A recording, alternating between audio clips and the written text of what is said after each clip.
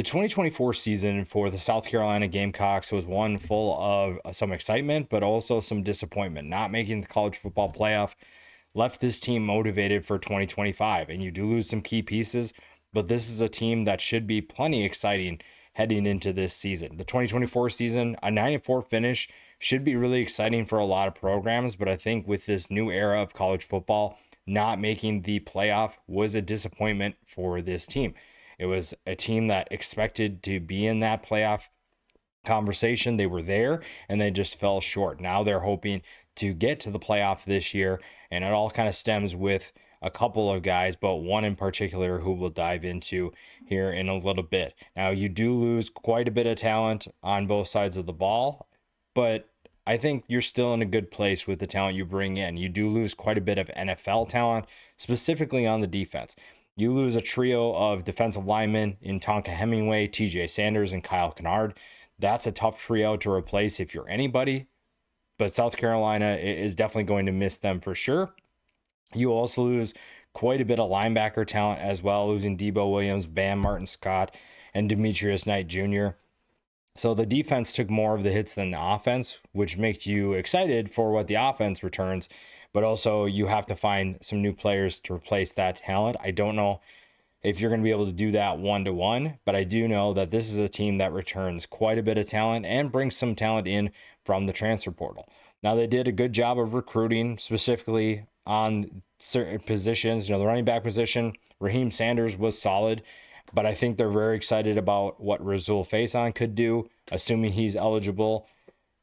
Isaiah Augustov comes from Colorado. That's another guy that's going to be a part of that rotation, and he is going to be a really interesting player to watch if Faison isn't able to go because of the off-field stuff. As of right now, it hasn't been resolved, so I'm curious to see how that's all going to play out. You'll also bring in quite a bit of depth at the offensive line, so you feel like you did a good job of identifying needs. You did a good job of bringing in talent, but also you didn't rely too much on the portal. You do have quite a bit of returning talent that's going to make your life a lot easier if you're South Carolina, and that will mean that your culture remains intact. Not saying you can't keep that with transfers, but you do have quite a bit of talent that has been here for a while, or at least has been here for multiple years, even if they did transfer in. So overall, I think Shane Beamer's staff did a good job of identifying those needs, addressing those needs, and the talent level. While the ceiling maybe drops a little bit at certain spots, overall the depth feels like it's in a good place where you're not going to see a huge drop off at certain positions. And we did talk about the college football playoff for this South Carolina team.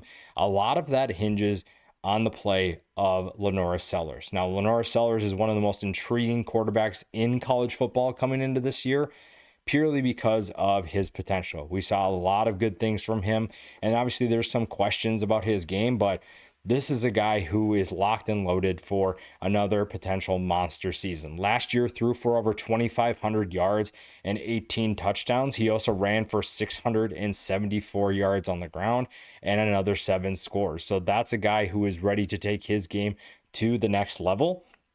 And I think that means he's in that Heisman conversation if he's able to do that. The biggest question with him is his arm. He has the arm talent for sure. There's not a question about that, but can he be more consistent? Can he be more accurate? Can he reduce those interceptions? Throwing 7 interceptions isn't bad. However, you'd like to see him reduce those, keep the ball in his hands, keep the ball in the offense's hands, and allow them to put up more points on the scoreboard. You'd like to see them take an improvement step with scoring, and Sellers is going to be a big reason why they do that. And I think that his dual threat abilities put a ton of stress on defenses. Defensive coordinators have to worry about how you're going to tackle a 240-pound quarterback. Linebackers, defensive linemen, defensive backs, nobody wants to tackle this guy. And he is someone who's explosive. He is strong, and tackling him is just not on anybody's bucket list. He is a talented player that has the potential to take his game to another level. And if he does that, South Carolina is in business. Again, this is a team that is motivated to get to the college football playoff. They are motivated to send a message to the SEC. And a lot of that starts with Lenora Sellers. And he is going to, like I said, determine a lot of what this team is capable of doing. Now, behind him, you have some more questions than answers. So the depth behind him maybe is a little bit of a concern. You did bring in Aaron Nolan from Ohio State. That was a solid get for this team. You also have Luke Doty coming back. Cutter Woods is coming in as a freshman. So you don't necessarily know who that backup will necessarily be, but you do know that there's going to be a drop off from Sellers to whoever that backup is. And that's not a knock on any of those guys. That's just how good Lenore Sellers is. He is someone who has the ability to make big plays with his arm. He can make plays with his legs as well. That's going to make defenses worry constantly about what he's doing with the football. Is he getting rid of it? Is he taking it and running it himself? Those are big questions. Also in the option game, what are you going to expect? Because you have Lenore Sellers, but you do have a couple of running backs, well, a group of running backs that are set to have potentially big years with teams focusing on Sellers a ton. Now, again, Razul Faison, don't really know what his status is yet as the time I'm recording it. It has not been resolved in terms of his eligibility, but if he is eligible for this team, that's a 6 foot, 218 pound running back. Again, when you saw Sellers and Raheem Sanders in the backfield together, that's a big duo, and it's not going to be as big this year. But Faison is a guy who had 1,100 yards last year, 8 touchdowns for Utah State. They're really excited about what he could potentially do as long as he's eligible. You also had a late addition in Isaiah Augusta from Colorado. His numbers aren't anything crazy, but that's an offense that struggled to run the football. And at 6'2", 210 pounds, he's a physical back. And Colorado just didn't have the offense for him. I think that he's going to find a lot of what he wants in this South Carolina offense, specifically with the guys up front. But also you join a quarterback that's going to be physical in the run game, and he's going to want to keep his body ready for a long run. And someone like Augusta can take some of those hits for him, can take away some of the pressure of the rushing attack off of Sellers' shoulders. You also return Oscar Attaway, another guy who comes in via the transfer portal 2 years ago, 295 yards last year, 3 touchdowns. So he's another solid piece in that rotation. Maybe a guy like Jawarn Howell will also be a factor. Only ran the ball 19 times, but he did average 6.5 yards per carry. So you have plenty of options. You have big options. You have playmakers. That's something that's really exciting if you're a South Carolina fan, because the rushing attack, especially in the SEC, has to be a factor. It has to be something that is contributing to your success. And this South Carolina team feels like they have the right pieces in place to make that happen. Now, again, the biggest question with Sellers is going to be his arm. We know he can run. There aren't any concerns about that. His arm is going to be a question until he can prove it and until he finds chemistry with a talented group of pass catchers. And kind of like Sellers, a lot of people have their eyes on Nick Harbor. This is a freak of nature. If you haven't heard Nick Harbor's name by now and why he's so incredibly talented, you're going to want to read up on that, because this is someone who, if he hits his peak, South Carolina is going to be dangerous. And when you look at some of the big receivers that South Carolina's had in the past, the big one that everyone probably points to is Alshon Jeffrey. You're looking at talented players that made SEC opponents look tiny. And Nick Harbor has the size to do that at 6'5", 235 pounds. But he also has the speed. Jeffrey wasn't going to exactly blow past anybody. Harbor can do that. Now, there's probably questions about how refined his game is as a receiver, as a route runner. Those can all be erased if he puts together a solid season. 376 yards last year on just 26 catches, 3 touchdowns. He is someone that if he hits his stride, if he can find a way to get to his peak, you're looking at a team that is going to be absolutely disgusting to watch on Saturdays, because you not only have to worry about Lenore Sellers running the football, but now Nick Harbor is dusting you and also probably running you over. That is a terrifying offense, if you ask my opinion. And I'm curious how they get him more involved.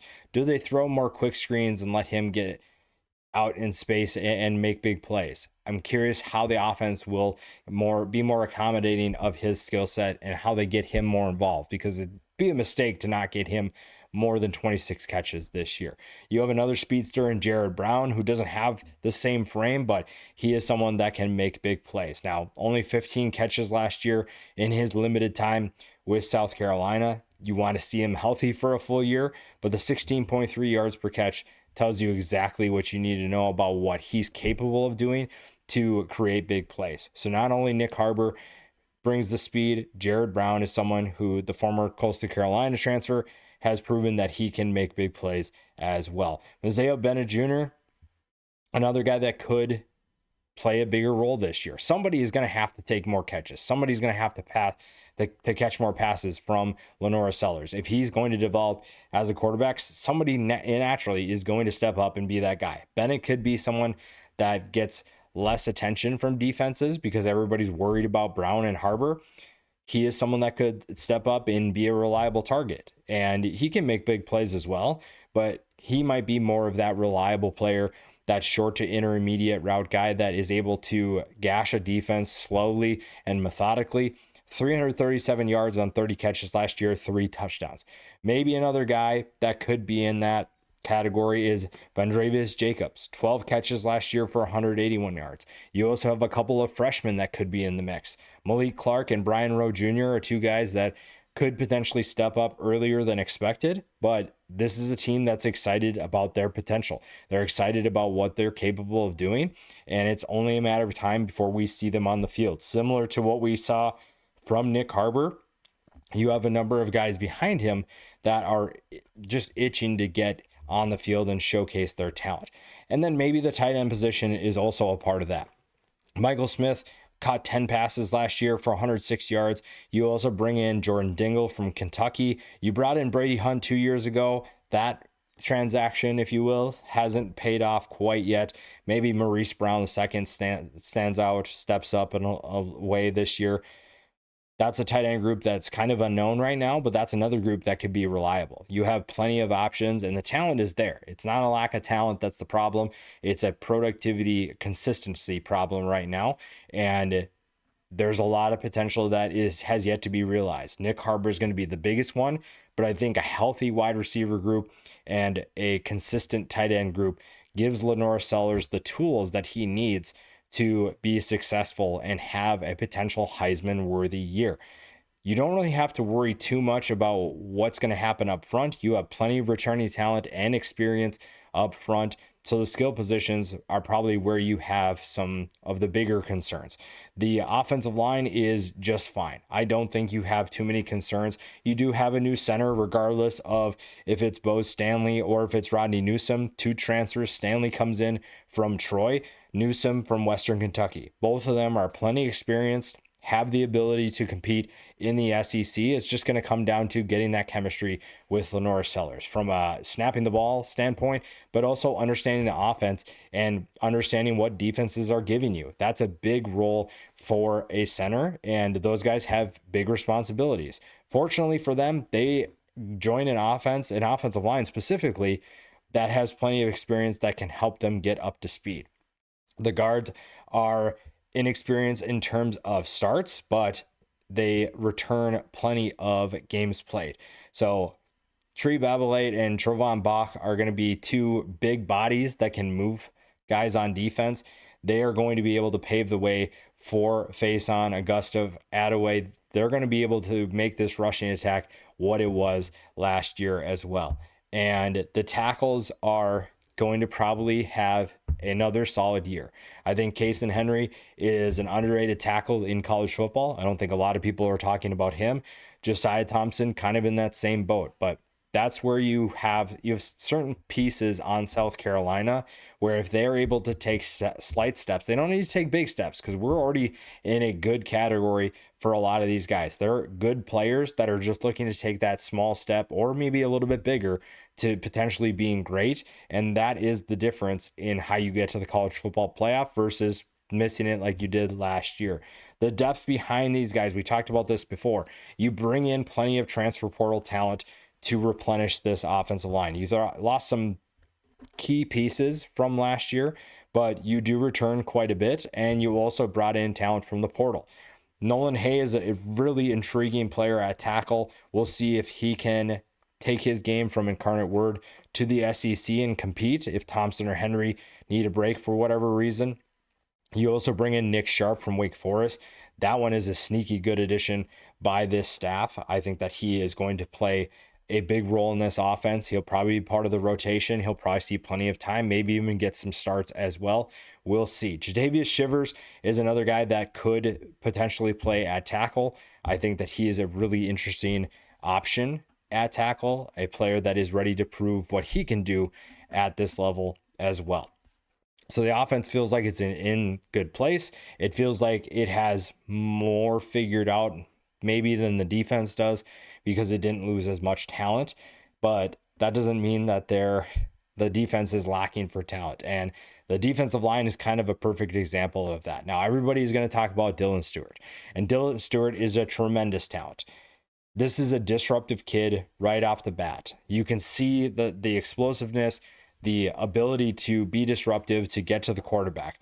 You would like to see him have better play strength at times. You'd like to see him have a little bit more power, a little bit better anchor in terms of being able to play the run, but also be able to use that power to maybe bulldoze an offensive tackle. I think last year, stronger players really gave him a lot of trouble. And if you're looking for something he can work on, that would be an area. Getting stronger, though, it's going to take time. When you come in as a freshman and you play in the SEC, there are things that are going to be pretty obvious. And strength was going to be one of them with Dylan Stewart. Now, he's still plenty strong. I don't want people thinking that he's just weak. But when you are a freshman playing in the SEC, there are going to be guys that are way stronger than you. And that's because they've been in the weight room for longer than you have. They've been in an SEC weight program. They've been in a strength training program longer than you have. So a full year in South Carolina's program is probably going to do wonders for Dylan Stewart. And if he finds a way to be more explosive with power rather than just speed, he is going to be even more of a nightmare to block. And that bodes well for a guy like Brian Thomas Jr. Now, Brian Thomas Jr. had a solid season in his own right. 23 tackles, 7 tackles for loss, 4.5 sacks. Now, Kyle Kennard is not walking back in those doors, so someone has to step up. Brian Thomas has shown, hey, I can do that. I did that last year. Now it's my opportunity to showcase my talent on the edge, and I'm ready to do that. If not, you have someone like Demon Clowney who comes in from Charlotte, 6 tackles for loss and 2 sacks for him. A guy with tremendous upside, just needs to play more consistently. Jalen Brown comes in from Missouri. That's another guy that if he hits his stride and he is able to compete for a spot, he could be potentially dangerous. The questions for this defensive line are going to be up the middle. You don't lose Tonka Hemingway and TJ Sanders and get better. Plain and simple. You're just discrediting everything they did for you. And that's a group that is going to have to rebuild a little bit. Now, you do have an argument that they reload in terms of talent, but who are those guys that will step up? You have Gabriel Brownlow Dindy. You have Xavier Hardy coming from East Mississippi Community College. You have guys that have talent, but can they be consistent? Can they be good pieces in this defense? You're going to have a rotation, so it's not going to be you're replacing 2 guys with 2 guys. It's going to be you'll replace 2 guys with 5 or 6. A guy like Mike Monkel Goodwin had a decent year, 15 tackles, 1 tackle for loss. Nick Barrett and Devontae Miles could step up as well. Miles comes in from Bowling Green, didn't have a ton of production, but again, we always talk about this position and how the stats don't necessarily tell the whole story. This is a group that is going to have a huge impact on this defense and the success that they could potentially have. The linebacker position goes through a transition as well. So this front group is going to have some new faces running the show, and that might mean they need some time to get things sorted out. And Sean Murphy comes in from Florida State. Justin Okoronkwo comes in from Alabama. Those are 2 guys that are pushing for starting time. Fred Johnson is another one who returns to this team after only having 6 tackles last year. So that's a trio of guys that could rotate in. Jerron Willis only played in 4 games last year. And then you have some younger players that could step up. Donovan Darden is one name to keep an eye on in that regard. But this was a defense that thrived last year because its defensive line and its linebackers were able to step up and play big time football. It was a big reason why they were in a lot of games. And this year might be a little bit different. They might need some time to sort things out. I feel pretty good about what you have in Dylan Stewart and Brian Thomas Jr., but you maybe have some more concerns about the rest of the group. It might take some time, like I said, but that's not necessarily a bad thing. Sometimes new faces are going to surprise you, and it's just a matter of finding that right combination or finding that right point in the season where everything clicks. It's not going to be a simple formula, unfortunately, but if they're going to have success, it has to start up front, and that's the group that is going to dictate how well this group does. Now, the defensive backfield returns quite a bit of talent despite the loss of 2 NFL players. So you return Peyton Williams, DQ Smith, Judge Collier, and an underrated player in Jalen Kilgore, who had 5 interceptions last year. I don't think a lot of people are talking about Jalen Kilgore and what he did. I think people are just ignoring that almost. They're just breezing right past it. That's a productive year. That's a big year, especially in the SEC. You are playing against really good competition. To pick up 5 passes in a year shouldn't go as unnoticed as it has. Now, the rest of this group is not going to have the interception totals, but they have the experience. You also bring in Brandon Cease from NC State, 28 tackles, 2 tackles for loss. He could play corner. He can play nickel. I think he has that flexibility to give South Carolina depth, and that's huge. You also return certain key players like Vakari Swain, Kelvin Hunter, David Boosie is going to come back, Gerald Kilgore. You bring in Miles Norwood from Ball State. That's someone who's looking to prove his worth from the MAC as well. So this secondary is not lacking options. And honestly, in a way, it's super underrated. I think DQ Smith is a name that a lot of people don't talk about. Kilgore is another of them. Judge Collier and Peyton Williams are looking to step into potentially bigger roles this year and make bigger names for themselves in that regard. You know, they did play a big part in this defense last year, but now you're looking to take on a bigger role of, can I be a star for this team? Can I be a shutdown corner or a big time ball hawking safety? Those are questions that maybe you have, but this is an underrated group. I don't think a lot of people are talking about what this group did last year outside of 1 or 2 players that are now gone. This is a group that I think could surprise people. But if the group up front doesn't do their job, then maybe that's not the case. Now, winning football games is going to be a combination of a lot of things. And right now, the over-under is set at 7.5. Now, 21% of you are optimistic, where you think they'll finish 1st through 4th in the SEC. 65% say 5th through 8th. Then you have 11% 9th through 12th, 3% 13th through 16th. I think that if everything goes right, if the defensive line sorts things out and the offense realizes its potential, an 11-1 season is entirely possible. I'm not saying that it's the most likely. I'm saying that that is the ceiling for this team. I think they do have too many tougher games to go undefeated. So even 10-2 could be a more realistic ceiling, but I could see a scenario where they could potentially go 11-1. Probably not the most realistic thing though. The floor is 6-6. I think this team is good enough to have a higher floor where a bowl game is the minimum. Even if things go real wrong, the defensive line struggles, the linebackers aren't up to speed, I don't see them losing more than 6 games. And the schedule is kind of easy to see why. Virginia Tech is a team that, unless they pull off an upset against South Carolina, that's a team that could be looking for a new coach in the middle of this season. South Carolina State will not give this team any trouble. Vanderbilt is better, but that should be a win for South Carolina. Yes, Vanderbilt is a better team, but I think that South Carolina is more talented. Missouri, even though it's on the road, that is a transition team as well. Kentucky is hoping to keep Mark Stoops around for a little bit longer. That'll be an interesting team to keep an eye on. Then you get a bye week before a tough stretch at LSU, Oklahoma, a team that is looking to bounce back, and Alabama. Then you go on the road to Ole Miss. That'll be an interesting game for both sides. Then you get a bye week before you go to Texas A&M. That'll be a tough road trip, hosting Coastal Carolina, and of course Clemson at home. So There are plenty winnable games. There are plenty of games that can show that South Carolina is ready to make it to the college football playoff. There also could be some road bumps, but I think this team is going to be really fun. Lenore Sellers is going to be a one-man show at worst, and his team and the pieces around him will dictate the team's success.